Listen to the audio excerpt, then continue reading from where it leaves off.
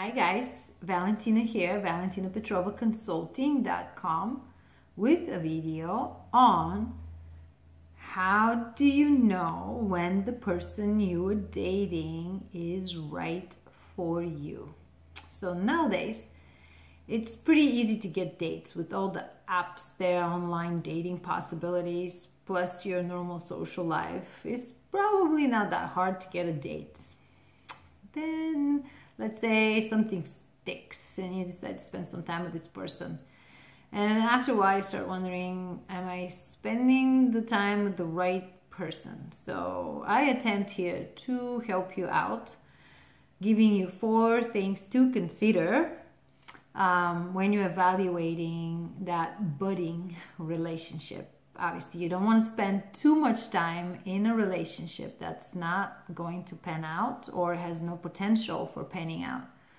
So here we go. The first thing you need to consider is obviously chemistry. It's the most obvious, the easiest thing to detect when you first meet a person. So if the chemistry is not there, it's probably not gonna show up later. If it's there now, it might get better later. It might disappear later, but at least has to be there now when you first meet. You have to kind of feel some sparks, some interest in this person. And often chemistry is dependent on subtle things, like you don't even realize it, like the hairstyle, the way the person smells, or mannerisms, or their level of confidence. It's just little subtle things that the human mind, we would created in a way. We are evolved. We've evolved in a way to detect subtle things that determine whether or not we are compatible as mates for reproduction purposes, right? So if that spark is missing and you're all in your head, you're probably not going to have a great time, and that relationship may not last very long. So that's the easy part. The second part is values. What does your new person value? So how do you find that out? Obviously, you have to be curious about them. You have to ask them questions, observe their life, see where they spend their time. See, our time is very limited. Between going to work and sleeping, that takes care of most of the hours in a 24-hour period. So what do they do with the rest of their time? You know, are they playing video games, or are they doing things for their health? Let's say they go to the gym or do yoga, or spend time with family, travel. Like, what kinds of things do they value? Their church, perhaps. Maybe they value their work so much they mostly work, right? But wherever the person spends their time is what they value, because otherwise they can't rationalize the time. It's too precious. So they naturally gravitate towards what's most meaningful to them. So then you compare values, like your values and their values. Are you on the same side of the political spectrum? Are you so far apart on the political spectrum that it's just going to be one fight after another? Religion, compatible or incompatible? One is an atheist, the other one is a devout Catholic. How's that going to work out? Who's going to pull in which direction, and what kinds of conversations are you going to be having? Because those 2 different values are going to determine the way you see the world. Therefore, you'll be seeing the world differently. It's going to make things hard for this relationship. You're not going to be able to change your partner, especially on the level of values. It's very, very difficult. So their family relationships, you know, like how influential is their family? How present are their parents, their children, if they have any? Just look at everything and pay close attention and compare them to yours. The third is interests. So values and interests are pretty close, because interest is where you spend your time. Interest is the things that captures one's imagination. So you need to have enough interests in common to spend time together. So let's say you like dancing, so you both go dancing, or you like movies, so you see every movie out there. You like hiking, you like the beach, you like surfing, whatever. Some interests that are alike will afford you lots of time to spend together. But then you have to have your own individual interests. Like you can't expect the other person to be a clone exactly the same as you. There is value in variety. Like you can spice each other's lives up, make each other's lives more interesting by bringing something different to each other's lives. And you may or may not adopt interests that are not from the start the same. And it's okay to have different interests. It's just that you don't want them to be so different that they're deal breakers. So let's say you both have all these things in common, but you are vegan and your partner likes to go hunting. That's not going to go very well. You're going to be having some serious issues. And then not to mention, like, what's for dinner? He just brought boar and wants you to make hamburgers. Or he wants to barbecue and you want to make green juice, you know, like you've got to consider how different are your different interests, and you want them somewhat, you want to have some variety and some differences, but not deal breaker differences. So don't think things are going to change over time. They may, but they may not. And so do you want to spend the next 20 years trying to change your hunter into a vegan while they're spending their time trying to change the vegan into a meat eater? I don't think so, right? So take a note of all these differences and evaluate, are they deal breakers or not? Finally, but most importantly, is character, because you're in a relationship with a character. You are a character, their character, your characters are in a relationship with each other. In other words, your psychology, your philosophy, your worldviews are in relationship with each other. So knowing that, pay close attention. Who is this person? Are they saying the right things but not consistently following through? Their actions do not match their words. People are really good at learning, especially as you get up there in age, you know, 30s, 40s, 50s. You get really good at knowing what to say, the right things to say, but do you actually do them? You can only do them, and you're only going to act the way you sound if you sincerely believe what you're saying, right? The rest is just an act, so your behaviors are going to be out of alignment with what you're saying, and that's easily detectable if someone is paying attention. So pay attention to that. In that category is like, pay attention to the tone of voice, to the facial expressions when somebody's talking to you or offering you excuses for things or whatever they're doing. It's like, I met this guy who, like, when you tell him a story and it maybe like requires some sympathy, where a normal person would say, oh, bummer, oh man, I can't believe this, oh, that's terrible. He would say, oh, and he would say it with such a fake intonation that you knew, like, he knew enough to recognize the situation and to offer sympathy in that situation, but he didn't feel the sympathy. He actually didn't have an emotional reaction to it. It was very shallow. So, you know, he knew to say something, so he would say, oh, you're like, what? So I never brought it up, but I noticed it. That's a piece of information I put in my back pocket and I store it for later use, right? It's like, okay, this person has a shallow emotional effect. He's not really connected. He just has an intellectual understanding of a situation, but not an emotional response, proper emotional response. So it's a good indication of like who this person is, right? Like, there are people who value their playtime more than they value their time with you. Like, they're very individualistic and they don't really care what's going on out there. You know, we call those guys, when they're guys, we call them a man-child, right?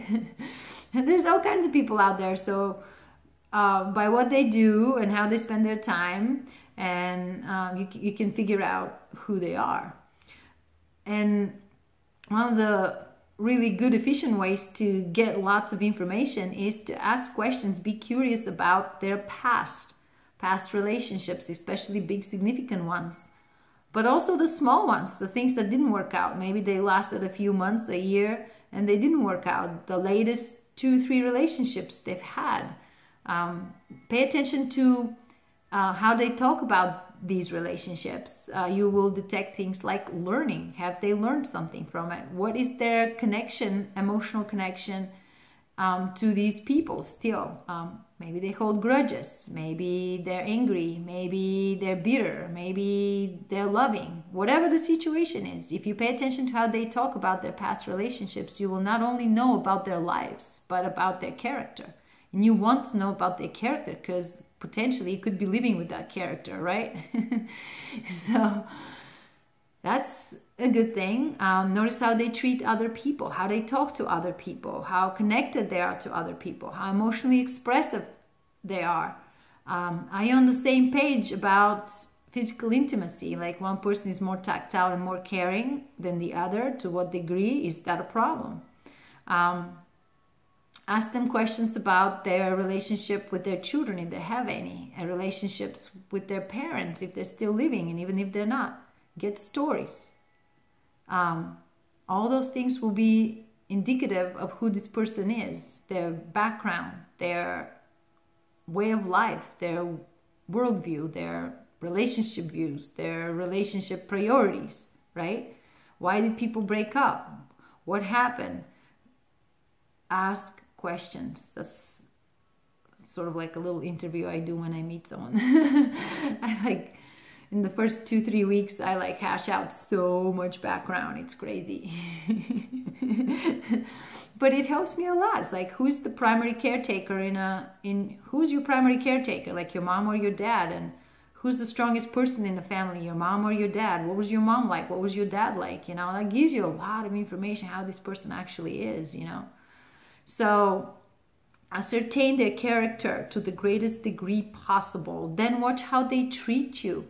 Are they telling you oh, I miss you. I like hanging out with you. This was amazing. This was amazing. I can't wait to see you again. And you say, all right, I'm coming over. And they're like, oh, never mind. I'm going to go out to dinner with friends. And they don't invite you. Do they ever invite you to visit their friends or to hang out with their friends? Or do they ever invite you to meet their parents? How long you've been together? Let's say 2 weeks. Maybe you don't meet their parents yet, obviously, but within a short time you meet someone, you probably reasonably would expect them to invite you on something with their friends, like a party or a dinner or some kind of an event with their friends. And you certainly want to invite them to something with your friends because you want to introduce that person to your friends in order to get your friends' opinion of that person. They see things you don't see because they're not invested into it and they're on the outside of it. You're too close to that person to be objective, or you have your own agendas that blind you. So ask your friends, what do you think of this person? What kind of vibe did you get? What did you guys talk about when I wasn't around? What's your take? And pay close attention to what your friends tell you. Your friends care about you, so they should tell you useful stuff, right? And then, but if, you're into it, a couple of months into it, and you realize, hell, the only thing we do is go to his house, my house, we go out, we do whatever we do, but we never actually mix with other people. This person, he or she, will not introduce me to their friends, or whenever they're going somewhere, they never invite me. Why don't they invite me? It's what's wrong with me going to that dinner, or with me going to that event, or with me going to that party? Why am I not invited? If you don't think that's odd, then maybe the problem is you. I don't know, but normally people who are interested in each other and excited about each other include each other. So if you're feeling that you're excluded, you have a big, huge stop sign right there. You better stop and think. What do they do when they break a promise? Do they have a same song and dance? Like I said, people learn the right things to say. That doesn't mean they're sincere about what you're saying. So let's say they do something it's not right. They come and apologize. They gave you a buttload of excuses, right? And somehow you're expected to buy every single thing they say and forgive them. So let's say you do, but you say, okay, but it's not okay by me. Don't do it again. And they do it again. And they do it again. And they do it again. How many times do you need to be let down before you realize that maybe you're not as important to them as you think you are, right? So then what are you doing hanging out with them? You think you're going to get more important? If you're not very important right in the beginning when everything is new, fresh, and exciting, you think you're going to get more important when people settle into their normal patterns and they're no longer in their best behavior? No, you're going to be even less important. You're just going to be like a book on the bookshelf. Like, they won't even notice you. They'll take you for granted, or stupid, right? So pay close attention to these things and evaluate. It's better to spend a month or 2 or 3 getting to know a person and deciding whether it works or not than just from the start deciding, okay, I'm just going to stick around. No, your life is valuable. Your time is valuable. Cut your losses short. Let your winners run. Spoken like a true day trader. Used to be, I guess. Cut your losses short. Let your winners run, right? If you don't cut your losses short, you'll never get that time back. It's pointless to spend 1.5 years or 2 years with a person that's not working. You're trying to make it work when it wasn't working to begin with. You'll never get that time back. You won't. And then you'll be more jaded. You'll be more careful. You'll be more closed up, more hurt, more scarred. Like, really, is that what you want? So be efficient in this process. I swear to God, it will be the best thing you can do for yourself is keep your head screwed on right, pay attention, be rational. Especially in the beginning, you don't have very much emotion attached to that person because you just met them. You haven't developed the attachment. You haven't developed the emotion, even if you've had sex with them. But the longer you stay and you're not compatible and you keep having sex, you will develop the attachment. And then that attachment is going to mess with your rationality. And then it will be that much harder to break off. So it's really on you to pay attention, to evaluate, to listen, to ask questions, to stay informed, to stay on your toes, and to not accept shiny explanations, flowers, fancy dinners as substitute to real connection, to real understanding, to real interaction, you know? So it's on you. It is on you. That being said, at what point do you like make yourself a couple? Like, how many dates, how many what? I have a friend of mine meets a guy, 8 dates later. He's never kissed her yet. So I told her, honey, you don't got a boyfriend, you got a buddy. And that's fine. Good for you. You just made a new friend, but don't expect this guy to ever be your boyfriend. Because like, really, 8 dates later, that's like what, a month and a half later or something? Not okay. So, but let's say you do have one of those normal relationships where like you do meet someone and you do get together and everything's sort of normal trajectory. At what point are you a couple? Like, how do you even bring that up? These days, you just don't know. Like, is he still seeing other people, or is she still seeing other people? Are they still on these apps? I just usually like, I meet someone, I cut off the apps. It's like, I delete them. It's like, not interested because I don't have bandwidth for 20 people. I can't keep track of them. So I'm going to focus on this person, my attention, so I can figure out in the quickest possible time whether or not we're compatible and suitable. And for me to do that, I have to minimize the distractions. So I turn off the apps. I just delete them. So you can bring that up. It's like, hey, you know, I deleted my apps. Are you still on apps? Are you still seeing other people? There's absolutely no shame in asking, are you still seeing other people? Because that lets you know where you stand. And if you are into this for a couple of months and he is still, or she is still seeing other people, you are not that important. You're a placeholder. They're just hanging out with you until somebody better shows up. Or they constantly feel like a fear of missing out or something. Either way, you better be out the door. That's my take on it. And if you're becoming a couple, it becomes obvious. If you're including each other in each other's lives equally, in a way, you know, you're introducing each other to your friends. How are you introducing each other? When you go out there, is your partner saying, this is my friend so-and-so, or is he or she saying, this is my girlfriend, this is my boyfriend, this is my guy, this is my girl? Yeah, that's a good indication of how they feel about you. this is my friend so-and-so is very different than this is my girlfriend or this is my boyfriend, or obviously, right?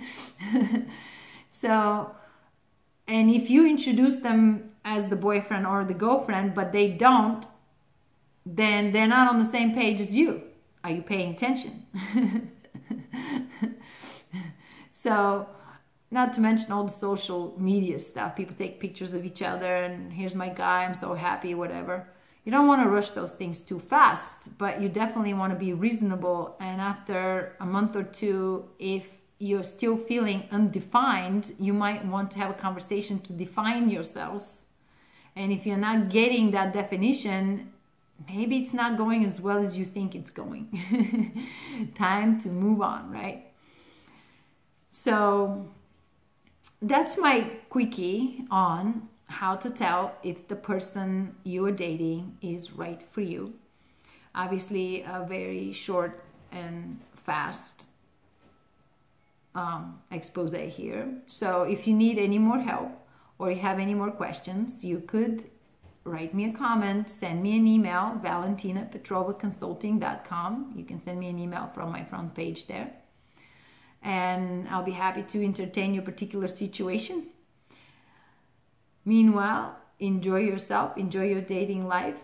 Subscribe to my channel so you can get future videos right when they are uploaded. Share the content if you have friends who should hear my message. And all the best to all of you. Take care. Bye.